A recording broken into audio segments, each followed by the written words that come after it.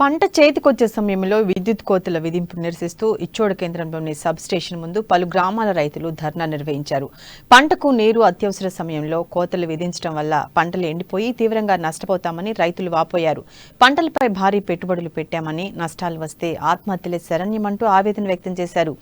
చివరకు ఇచ్చోడ విద్యుత్ శాఖ ADE Subrahmanyam, Ichoda incharge SI Nilesh వచ్చి సమస్య పరిష్కారానికి హామీ ఇవ్వడంతో ఆందోళన విరమించారు.